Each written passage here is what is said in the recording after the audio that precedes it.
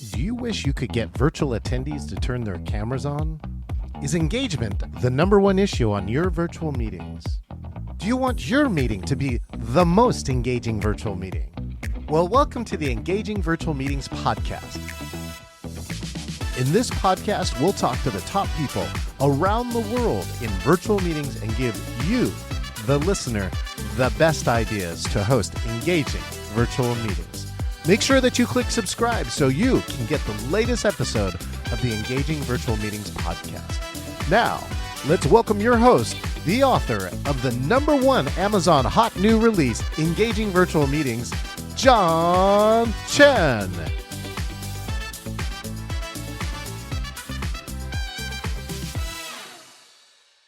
Welcome to another episode of the Engaging Virtual Meetings podcast. Hey, if you're listening to us on social media, make sure and hit the subscribe, share, like, or comment button. If you want all the episodes, we release a new episode every Wednesday here at engagingvirtualmeetings.online. And make sure and get a ticket to the conference, engagingvirtualmeetings.com/CON for conference. See what I did there? It's October 1st, 2nd, and 3rd. This is the first year that it will be hybrid. So 150 of you can attend in person and watch the magic from behind. Hey, speaking of the magic behind, I just came back from LA and I'm so excited. I got a chance to run a very successful hybrid that ran in over 6 countries for my good friends at Sprint Ray. It's called Founders Day, and the 4 founders started a 3-dimensional dental printing company 9 years ago, and now they have over 800 employees around the world, and we created a hybrid that helps celebrate all the top people that worked that year. So I thought it was a really cool piece, and really it was the first year. I had produced all of them remotely, and this was the first year that I was actually on site producing it, and the universal feedback that I got was just saying it was so exciting to have the producer in the room and being able to control everything. And the 4 founders personally came by and talked to me afterwards and said they were just so thankful to be able to celebrate their achievements as well as their people. So speaking of people, I've got a people person here. This guy's a full-time speaker. He's also one of the CSP, Certified Speaking Professional. He got his during COVID.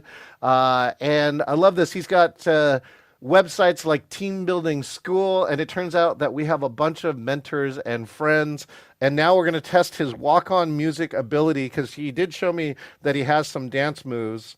All right, so here we go. Let's welcome my good friend and guest today, Tyler Hayden.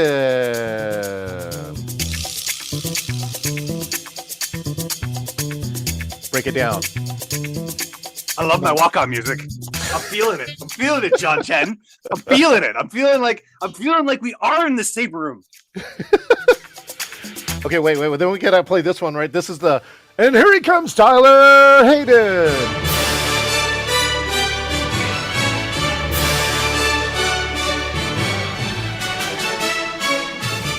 I feel like you should be a velociraptor.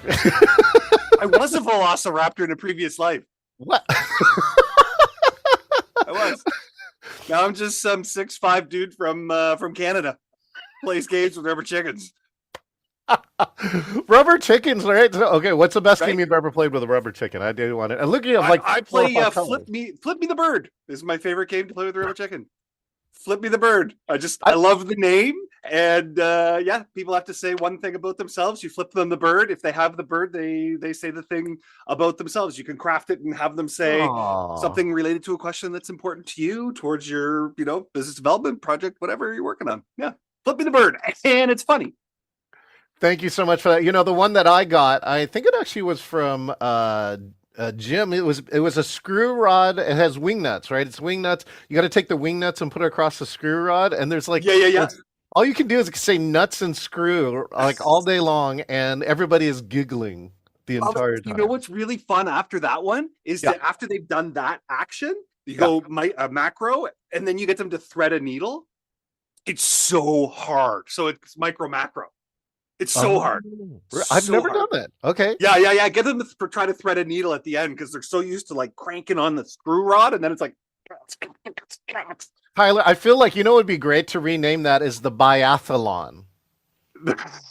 Because you know what, like, because only what is it? I don't know. Who invented the Nordic or the Canadians, or right to cross country ski to somewhere and then try Yeah, and shoot a bunch of targets? right. Exactly. Who does that? Who does Apparently, that? the Nordics do it really well, right? People with a lot of free time in the north, and they're trying to kill squirrels. It's like the precursor to the TV show Alone, right? When you're alone, you do weird stuff, John Chen. Okay, well, speaking of precursor, do me a favor, Tyler, Yeah. which is take a moment for my friends who don't know you. Okay. Tell us who you are and what you do. Okay, fair enough. So, my name is Tyler Hayden. I am a full-time keynote speaker. I usually open conferences or like inject energy into the middle of the conference.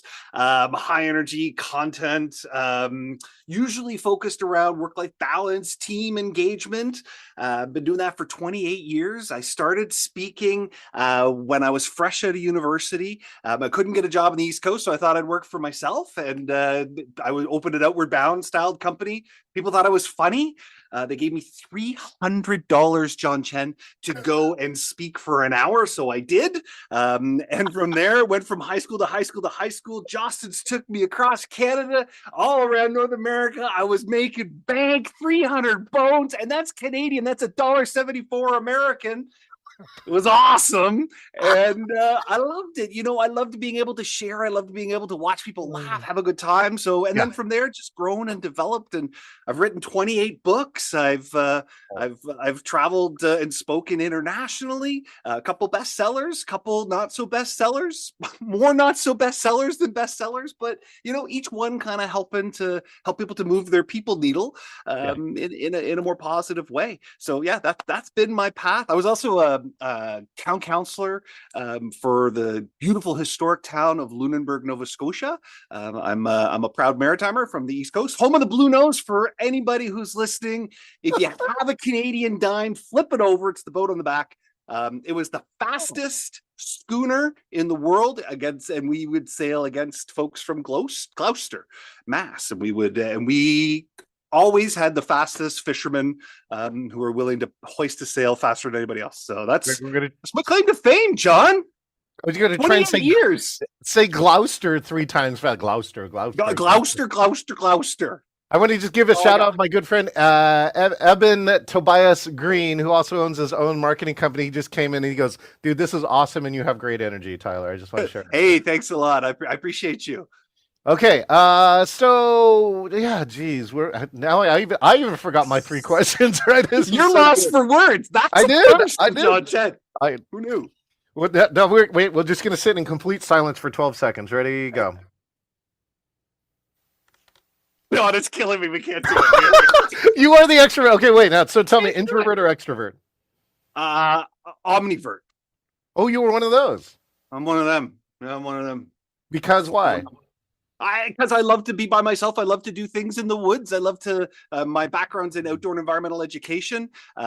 Studied a lot of that kind of stuff. Spent a lot of time, being alone in the woods. I actually went naked wilderness survival. I practiced. I got the most wicked burn on my arse, John. It was crazy. But so I took this course from this school called the Tracker School in the States. And they said, the only way if you can truly survive is if you have nothing with you. I might have taken it a little too far, John, but I definitely took all my clothes off, walked into the Canadian wilderness. There was snow on the ground. I built a shelter. I sweat in the shelter. But the sun reflecting off the snow, it burnt my butt, and I had to leave after 3 days. But the story. So I've had the pleasure, pleasure is the weird word for it, of climbing Mount Rainier and Denali. Oh, cool. And one of the things, too, that happens that people don't recognize is that when the snow reflects off of the sun reflects off of the snow, you can burn. People have burned the roof of their mouth. Because they're breathing like that, right? And so the sun gets into all these weird places, but your arse is definitely one of the most unique one of them. Yeah, absolutely. I burn my mouth with French fries. Does that count? That's hot oil. Okay, so how tell me how you got into the outdoor part. Like, were you like a youth and went into one of these programs like Outward Boundy type of thing, or what did happen? Yeah, so I went to camp. I mean, when I was a kid, I went to camp. I went to YMCA camp, like a lot of Canadian kids do. And I got into the outdoor stuff because, well, I'll be honest with you, John. My academics weren't all that strong, and my parents really wanted me to go to school, so I applied to one university, and yeah, I got in. And they had a program. They let 12 people in to go camping for 4 years. You got to pay the same amount as everybody else. But, I used to drive up in the van and I'd have it loaded with canoes in the back. And I'd see my friends kind of with their like books, and they'd be like going to lab and in like the chem lab or whatever. Like, where are you going? Yeah. I'm like, we're going. And we take off, we paddle all afternoon. So I loved it, and my trademark is living life large. It's about grasp hold of every single moment of every single day. My dad Wait, slow down. Do that again. Your trademark is living life large, living life every large. single moment of every single day. Okay, You go. can write it down. You can write. You were at TED Talks for the last little bit, so you got lots. There's another little. I nugget told you, for I'm full of catchphrases right now, Tyler. Boom, well, there's another one for you. And the whole way, so my dad was permanently disabled from the point at which I was in grade 2 until he passed away. He passed away when he was like 59 years old. And what it taught me was that, it's about grasping hold of life and really getting involved, doing things you're passionate and you love.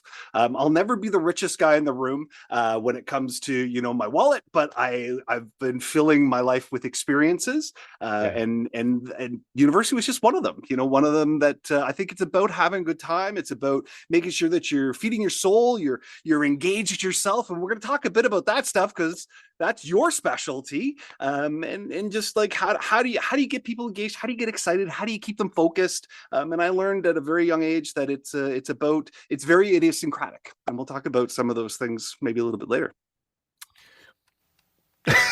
Now people are going to be like, oh, maybe I should listen. Maybe I should stay. Maybe I shouldn't scroll. Maybe I should pause. I really want to hit this part though, right? Which is, Tyler, you shared, and thank you for sharing, right? My academics weren't so strong. And I really want to kind of get on the, some of our good friends on the neurodivergent side or whatever it is, right? It's saying like academics is only good for like a thin kind of group of people. And I hope this outdoors and this other part help you discover some of your gifts, as you can well tell. Like my friend Evan doesn't usually say anything here when he's watching me live, and he's just coming out here and he's just saying that when you as a speaker can harness the energy on stage, right? And that's a thing. That's a thing that and most people don't have this thing. So I'm just curious with you. It's like what helped you discover whatever your gift was, and that it just wasn't in the classroom, and you don't have to feel bad about it. It's just like that. I just don't fit the classroom, right? Yeah, no. So I was the kid, like I spent a lot of time in what they called the seminar room. I was the kid that acted out. I was a tub of, they called me tub of lard. I couldn't read till I was in grade 3. I have attention deficit disorder. I'm a survivor of sexual abuse. I've got my bumps and bruises, right? But when I was in class, I was like that energy thing, right? And I ended up in remedial class. I had a lisp. I used to talk like this. So I went to remedial class, and I couldn't do math. I couldn't read. And in grade 7, I had the most amazing. And actually, he's who I dedicated this book to, Mr. Gaynor. Mr. Gaynor. All of a sudden, somehow in grade 7, I went from going to the remedial classroom to get extra help to all of a sudden, Mr. Gaynor saying, actually, you're exceptional. And I'm like, come again? And he's like, yeah, no, actually, you're exceptional. He said, you've got a different type of exceptionality than the other kids. And he said, let's start to explore that. So the next thing I know, I'm going to like these drama camps, and I was always doing sports and stuff, and I'm up on stage doing these things. And then next thing I know, I'm on stage doing a speech competition. And I won the speech competition telling the story about how from my perspective, I was in my mother's belly. So it was the point at which I was conceived until I was born. And I was looking through my mom's belly button. I'm in like grade 7 doing stand up in school, right? And I was, I got kicked out every year of class. Even in my fourth year of university, I was kicked out because I just had this unbridled energy. And what I learned a couple of years later, my ex-wife, she was taking her second master's degree on multiple intelligences. And when I learned about Howard Gardner's multiple intelligence, I was like, this makes so much sense, John. I'm like, I know, like I'm a visual, like I paint and sell art. I'm kinesthetic. And so what I realized is that when I was in school, Yeah. I was able to succeed when I could have my intelligences be at the forefront of my learning and at the forefront of my engagement. And I was like light bulbs, right? Just started shooting off all over the place. And what made so much sense is that I was doing that with my clients because I had my business at that point, and Yeah. I was realizing that if I was working with accountants, I do it one way, or I'm working with police officers, I do it another way. And that's what creates the engagement. That's what creates the anyway. That's my soapbox, John. Don't get me started on the soapbox. We don't have enough time. We're gonna make time, Tyler. Right. You know what? That's like it's the one thing, right, that equalizes all of us. Mother Teresa, Bill Gates, right? Whoever, Elon Musk, you, Tyler, and me. All we have is the same 24 hours. That's it.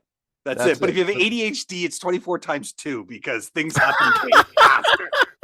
It's fast. It's I got asked to do a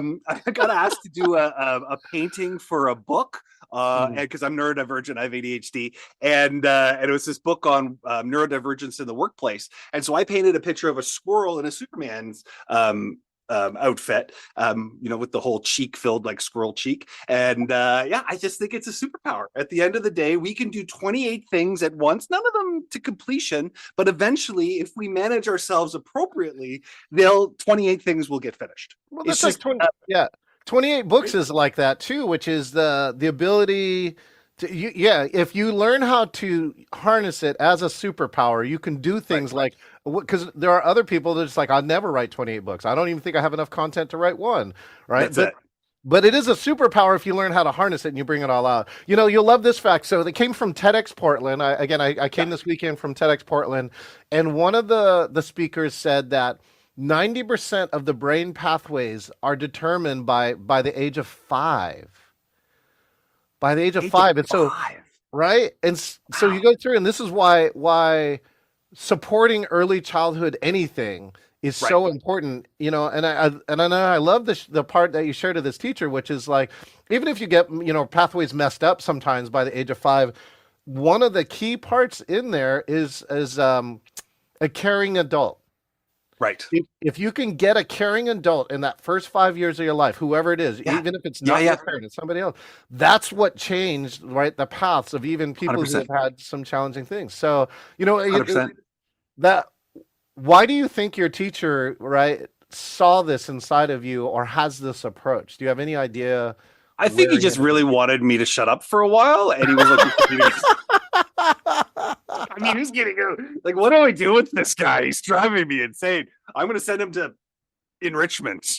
No, I think that he actually at the end of grade 7, he had this operation on his eye. So I remember him sitting. He got like some of the very first laser surgery, and I remember him sitting. He didn't have to come to school, but he lived next door, and he was so passionate about his students' success, and he looked at each and every individual student that he actually came while he was on medical leave, sat in the back of the room, and I remember his eyes looked like hamburger, and he just sat there, and he sat like this. He had a beard, and he would do this, and he would listen, and then he would lean in and whisper to the teacher, the substitute teacher, what they should do. Or he would invite one of the students to come back and he would talk to them. He was so interested in our success. And I think that's the key. I mean, it's about being interested in our success. Whether you're a manager, whether you're a teacher, whether you're a parent, you want to be interested in young people's success, right? You want them to achieve things that make them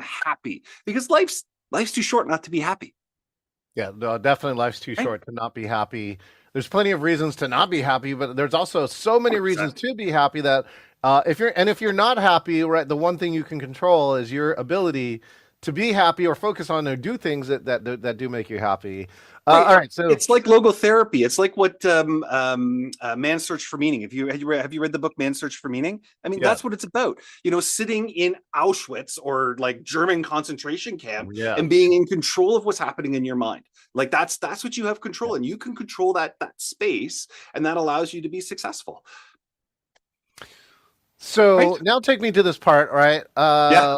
Which is Tyler probably has a successful outdoor team building business. You're used to dealing Yeah. with people in person, right? And then March of 2020 happens. So talk to me about what happened for you from that point on.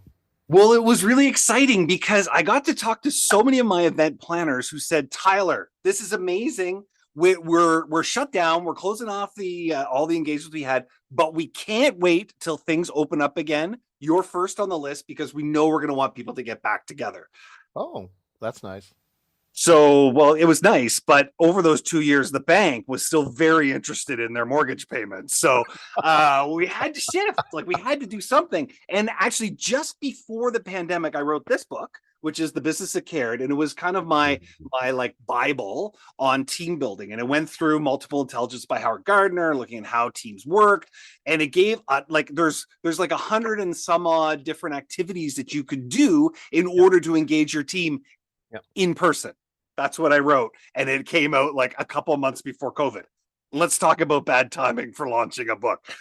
So then during COVID, I thought it'd be kind of fun to write a new one. So I wrote, of course, the book that I should have written first, which was Virtually Engaged, which was how to build team building and how to do engagement online. And I did a TikTok challenge, which I wrote this book in 7 days. So I did every day I wrote for 7 days, and I ended up with a book that is 140 pages long. Right? It's again, I don't write War and Peace. Some of my books are just game books. I learned that it was cheaper to print game cards in Amazon Kindle books than it is to actually print a card. Yeah. a card deck. So some Yeah, of them, we have about 10 what I call playbooks, but we've got about 18 other ones that are real like big kid books.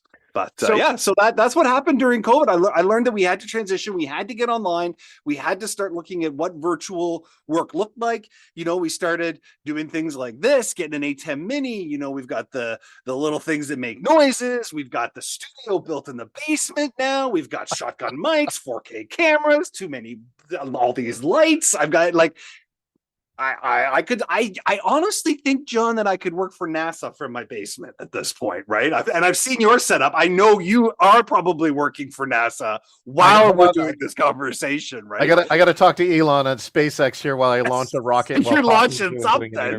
Yeah. You know what? That just became the reality. We had the opportunity to do business just a little bit differently. So people wanted to be engaged. People wanted to know how to do that in a virtual setting. How do you engage people in a virtual meeting? How is it different than being in person? What's the same?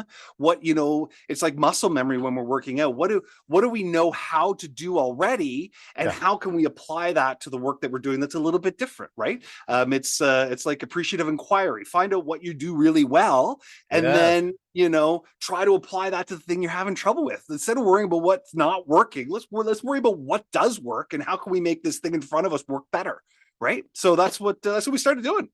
Yeah. I got a chance to hang out with Cooper Ryder on the appreciative inquiry side, and for those who don't understand what this is, go look it up. Right, appreciative inquiry is something that can radically change your business or your experience or whatever is going on in there. I do want to ask this. So out of the last 4 years, what is Tyler Hayden's 3 things have to happen to create engagement? Or what are 3 techniques that you use to create engagement when you're working with people online?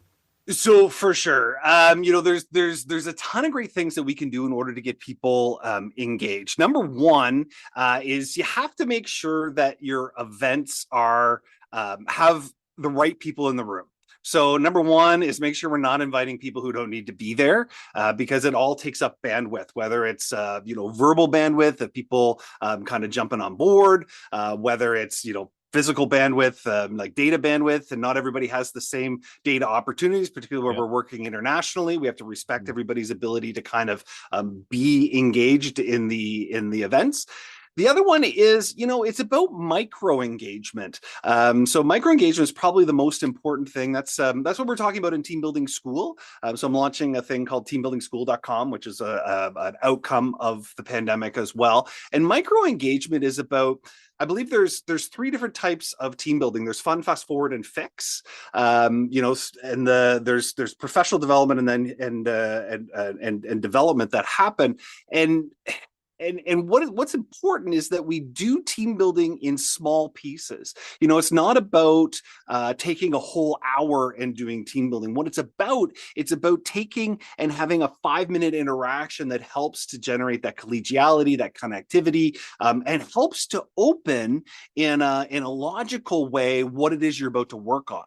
It has to have context. It has to have place in what it is that you're doing. One of the big mistakes that people make, and I'll show you a little graph, is they don't make their team building activities have relevant content. So if you're going to be doing a strategic planning session, the number one thing you can do in an engaging world is to be able to make sure that the team activities that you're doing, the activities that you're doing, are relative to the work that you're doing in the upcoming meeting. Whether that is strategic planning, whether it's looking at what your budget looks like, you want to make sure that it's relative and it reflects. And then the most important thing is I think good team building is good team learning. That's one of my little axioms. You can write that one down too if you want, John. Good team building is good team learning. And Howard Gardner, he definitely hit that one on the head where, he said there are 8 different types of learning, and we've built the multiple intelligence quotient, which starts to look at kind of the 8 core learning intelligences: interpersonal, linguistic, naturalistic, intrapersonal, musical, visual, spatial, logical, body kinesthetic. And the idea is we want to frame the activities for the individuals who are inside the room. So the best way to engage people, it's like what Dale Carnegie said, the best way to get people to like you is to have them talk about themselves. So if we can provide learning intelligence that has people looking at what through their lens, accountants become accountants because they like mathematical, logical stuff. I was working with a manager from NASA, and she said, I've got this group of engineers and they don't want to do team stuff. And I said, simple, play commonalities. It's an activity where they get to talk about themselves. Yes. They get to build a list. Somebody gets to win, whoever has the most. All those things spoke to how they like to learn. So let's start to take ourselves out of the equation, right? So if we're talking about engaging our meetings, take yourself out of the equation and figure out how to put the people in the room in the equation. Good team building is good team learning. That's my 2 cents. You'll love this other 2 cents from our good friend, Dr. Simon Priest. This is what we show. And so that small little bits of team building is what we call self-facilitation. And so, if anybody's listening to this, like when you buy team building, the funny part is that you should figure out how to buy training to do self-facilitation. And the funny part, Tyler, is that I actually sold classes on self-facilitation and then companies didn't use it. Right? No way. That's so funny. They would pay for it and then we're good, because they have event mentality. Like the event is the team building, and no, the event, the real value of team building is before and after the program. So here, I'll walk you through this chart really quick, right? The bottom squares that are open, this is a control group, nothing happened to them. The left side is something called a TDI, a team development index. So the higher the number, the better the team they are. The other 3 teams all took team building events. Okay. 2 weeks later, they all have what we call the hangover, which is that they lose some of their team building part. But then what happens afterwards is most interesting. The black square says, don't do any follow-up. Eventually, your team will return to its same lameness that it started with. Okay? The second one is we do follow-up, like we bring the book out and read the material every 2 to 4 weeks. And so you can retain 80% of the gains. But if you do this thing in the black circles here that says self-facilitate, after every team thing that you do, even if it's for a short amount of time, you say, what did we do great? What could we do better? And actually implement at least one thing. Those teams not only achieve the level of team building in a professionally designed team building program, but they will meet and exceed that over time. 100%. It's about building capacity, right? Yeah. When we can be a capacity builder, And when I work with managers and I coach managers, I'll get them to start to think about their teams in this case. If you can get 10% more out of the 10 people in your group Yeah. of engagement, if they're just engaged 10% more, that's like having one more FTE. Right. So let's Yeah. take ourselves out of the equation and let's empower people to get excited. Let's empower people to be more effective. One of the graphs I like to I'll share this one is these are the engaged. This is what we get by being engaged. 20% higher sales. If you're looking for a reason, looking for an opportunity to find some money in order to invest in this kind of stuff, 21% higher product profitability, 17% higher productivity, which is the thing that is cancer in North America right now. 70% fewer safety incidences, 28% less shrinkage. I don't really know what that means, John, but there's less shrinkage going on. Wait. I can help you now. This one. Besides, I did the Naked Wilderness Survival. I don't want to know any more about shrinkage. I'm done. actually, I worked with the Amazon team, and they said the shrinkage problem. Here, wait, hold on. Let me come join you on stage. Is that the shrinkage problem? Is that did you know that it's not the all the videos of people running into stores and stealing stuff. The shrinkage problem actually happens internal. The people they have to worry the most about are the employees that are taking products out and then selling them on the market somewhere else. That's shrinkage. 100%. I had a manager who had an employee who was stealing toilet paper. He was leaving every day with toilet paper, and I'm like, that's a shrinkage problem. Anyway, but yeah, absolutely, that's what shrinkage is. And 41% absenteeism. I mean, let's talk about presentism. Let's talk about absenteeism. Look at the Gallup, the engagement report from Gallup, just in 2024. Look at what it's costing. It's like I think it was like $300 billion or something. That's with a B. That's a capital B. That's a lot of coin, right? If we can look at ways of taking somebody who's disengaged and having them be a little more engaged by just speaking to their intelligence, then that's simple. So and it expands beyond just team building, right? Yeah. It expands into like, how do we coach them? If somebody's kinesthetic, make sure that your conversations are quick. They're going to give you a response right away. They're just going to they're going to blurt out what they want to say. But an intrapersonal person is going to want to go back. They're going to want to think about it. They're going to want to send you an email. If you're looking at rewarding and recognize, you got a sales team. Maybe there's somebody who's an interpersonal who wants to be like up on stage, get the the awards, but you give that to them. But then you got the intrapersonal person who you put them up on stage, and they'll never achieve that place again because it repels them, right? So intelligence is, because we're a very privileged society here in North America, we've spent so much time in school that it actually frames and wires us in how we want to be managed, how we want to achieve. The managers that we like best are typically able to manage us the way we want to be managed. And 70% of the reason why people leave is because they hate their manager. They hate their manager. Yeah. People don't leave jobs, they leave managers. They leave managers. That's it. So let's retool how we do this management thing, how we engage people. Okay, so let's talk about the future then a little bit. Like, I want to hear what Tyler Hayden is thinking about the future of engagement. Let's say like 10, 20, 30 years from now. What do you have a wish of something that you see, or like some technology or something? What do you see in the future of engagement? In the future?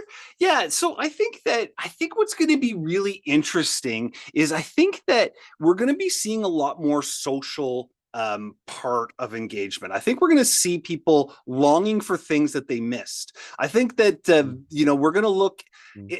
Everything comes around, right? So it's going to go and it's going to be like, oh, let's do this really cool vintage thing, right? And we're going to be making Jello molds together, and putting marshmallows in them, right? Like we did in the 70s. So everything's going to come back around. What I see for the future of meetings, I think that we're going to move engagement into stuff that can be done strategically, like a sales meeting or just a content dump is going to be done electronically, but there's going to be an increase for people who can provide services like you and I have in team engagement and that kind of stuff. But that's going to be in person. It's going to be more global. I think people are going to be, destination eventing. So they're going to be doing those events in destinations because we have global teams now. We're going to be doing a lot of that kind of stuff. I think there's also going to be a crackdown on the use of AI and the use of people having multiple jobs at the same time. And I think they're gonna start to look at AI and they're gonna come up with tools to make sure that people are actually engaged in the meeting as opposed to having their bot there. So you're gonna see that go to the wayside, I think, as well. People are going to be demanding of people's brainiacs. So that's what we have to offer, and I think we'll go back to really putting value in that. I think that's where the value chain is. That's my 2 cents. Tyler, what if the inverse happened though? Like let's say Tyler is a person that could probably hold 4 jobs, and if you did them all effectively, right, you could actually effectively quadruple your revenue. And what if the world actually allowed that because that's your superpower? Well, and you know what? I think we've done that. I mean, so the history is they're consultants. They're consultants. That's what consultants do, right? And true. AI is just one of it. We already do that. So it's going to happen. What's going to happen is instead of the organizations thinking they're hiring an employee, an FTE, they're going to say, I'm going to hire this person who consults with this expertise. Right. Mm-hmm. And they're going to use their AI. They're going to use their Fiverr, their Upwork, their team that they have working in their studio, whatever it is. But we're going to see people come out from behind the shadows of doing it, of running their own consultancy, which is basically all that is. Right. Let's be honest. They're just running a consultancy. So I think you'll see people kind of step to the forefront and say, hey, you know what? That's really my AI bot. And I'm getting somebody in Sri Lanka to make graphics for you. And it's our consultancy and we bill you by the hour. Sorry. All right. Well, we're on to this beautiful new section, something that I have been calling the speed round. I'm going to ask you a series of questions. You have to try and answer them as fast as possible. Okay. Okay. 7, 4, 42, Georgia. Oh, I'm ready. I was going to let you keep answering. I was just warming up. That was a great warm up. Okay, here we go. Winston Churchill. Whose success are you interested in? Winston Churchill. Okay, good. Favorite title for a book that is not yours? Everything I did wrong. That's a good one. What's a skill that you're good at that you don't use for work? Love making.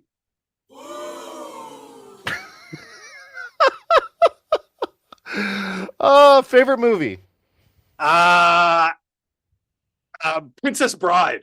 Oh, of course. I don't think that's what you think it means.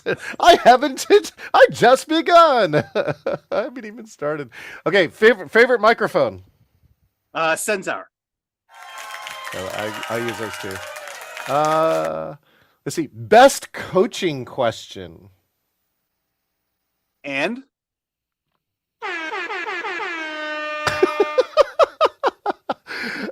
favorite CSP that is neither you nor I. Favorite CSP, Michael Kerr. Pretty good. I thought of Crystal Washington too. Crystal Mike. Okay. Favorite experiential icon or AEE trainer? Kurt. No, not Kurt. Carl Rockney. Yeah, Carl. Yeah, he's the gold. Favorite experiential activity and why? Oh, it's got to be the minefield because there's something special about placing out mouse traps, blindfolding people, and doing it in 3D, where you build like a 3D experience with hanging mouse traps and eggs, and so fun, and so rich for conversation. Like the opportunity to talk about challenges and things we want to collect in life and all the stressors and pressures from start of a project to end of a project. It's amazing. You can find that one in this book. team building activities. So yeah, that's one of my faves. I'd say that's like go-to. That's always in my leaders pack. I have not built a 3-dimensional one, so now you're going to have to make me think about that. It's so cool. You build it with PVC pipe. You just have to make like a little like escape room kind of deal, and you can literally and you dangle things off of ropes. So that's fun. something you could sell. I think you could sell a 3-dimensional minefield kit. That's like a right. That's where we'll have to talk to Training Wheels. We'll have to get them sorted out on that one. Oh, come on, Michelle in the house. All right. Michelle do that. Okay, props to her. She's been doing a lot. Favorite Canadian food. Favorite Canadian food, poutine, but vegetarian because I'm vegetarian. I'm 6'5", 260-pound vegetarian. Oh, Poutine, favorite Canadian band. Oh, Tragically Hip. Oh, that's a good one. I go to Rush. I do like a little Rush action, but Tragically Hip. They are Canada's anthem. And what's your wish for 2024? To see John Chen in person. That's it. I want to see you in person. Are you going to Denver? No, I'm not going to Denver. What? Oh my God, that was like Costa Rica. Are you going to Costa Rica? No, why? CAPS conference is in Costa Rica. I'm on the national board for CAPS. We're doing the first time we've ever gone out of country, and we're going to Costa Rica. It's going to be epic. It's the content is amazing. You've got to come and join us. Send me the invite. Pura Vida. I'm all for it. I will. I haven't been to. Well, no, wait. I take it back. I have been to Costa Rica. I've actually seen Arenal, the volcano, on a day when you could actually see Arenal, which is like 3% of the days. So that's where I went to. That's where I learned to surf. Poorly. Surf. I went to school at UC Santa Barbara. Actually, here's a fun fact. I was actually a sponsored amateur skateboarder, and I would have gone pro had I not injured myself. So. Really? Oh, see, so we should do that. I was really good. I used to sit on the skateboard and go head first down the hills. That was my. There's now what do they call the dead? What do they call that when you sledding? Skeleton. It's on my list. It's on my list. There's a place in Europe where you sign up and you become a member for the day, and you're allowed to do the skeleton, the bobsled, and all the things that they have. They have their own private luge. It's on my list. I've jumped out of airplanes. I've jumped off of cliffs in the Swiss Alps. I've swam with great white sharks. I've gone naked wilderness survival. I've driven NASCARs. I'm always up for an adventure. It's either chase. If there's anybody listening in Kansas, I would love to come to Kansas and speak, but it has to be during tornado season. I want to chase tornadoes.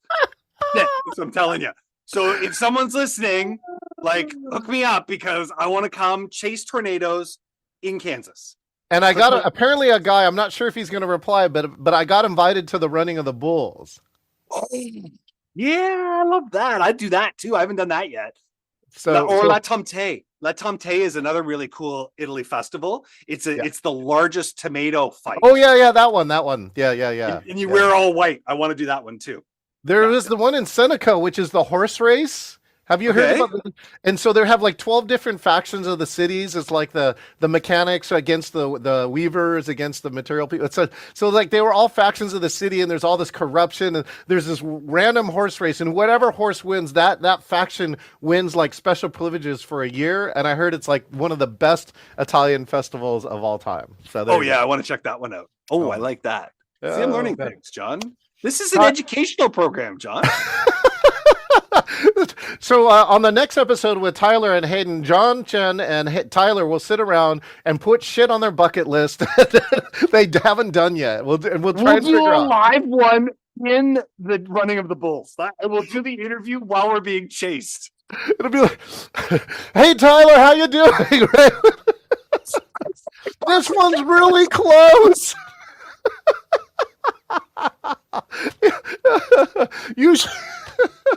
This is worse than naked in the forest. My ass has more burns on it. I'd rather be sunburned. All the problems we could get into. All right. Well, love it. Tyler, we put a link about where to find you, tylerhayden.com, as well as teambuildingschool.com. Tyler, I can't believe you're not going to Influence, but hey, whenever, if you ever get in the Seattle area, blah, blah, blah, to do the thing. And actually, I'm going to invite you to May 11th. You can watch one of our meetings virtually, and you can actually watch me take office because I'm going to be El Presidente here. I love it. Well, my mom lives in Spokane, Washington, so you're so close. You drive away. Once you get there, you're a short hop. All right, Tyler? I love it. I love it. I'll meet you at the Fisherman's Market. Okay, I'll see you there. Throw the fish. Ready, go. That's pretty good. Wait. Oh, wait. I gotta do this Sorry, side. I don't need a fish. I live in Atlantic Canada. I got lots. We're fishing for compliments at this stage, Tyler. You know that. Wait. I have that. Hold on. We're fishing for compliments, Tyler. There we go. Oh, Tyler. Hey, it's been super fun. I hope that all of my other friends get a chance to see you, hear you, get to know you, Tyler. Thank you so much. And hopefully now I'm going to see you in Costa Rica. Pura vida to you. I love it. Cheers, everybody. Thanks a lot for joining. John, thanks for the invitation. It was fun to play with you today. Cheers. Same, Tyler. All right. Well, we're here in the wonderful world of Engaging Virtual Meeting Podcast. If you've been holding on to this ride, you've been riding with both me and Tyler Hayden from Canada, all right? And I hope you've been enjoying that.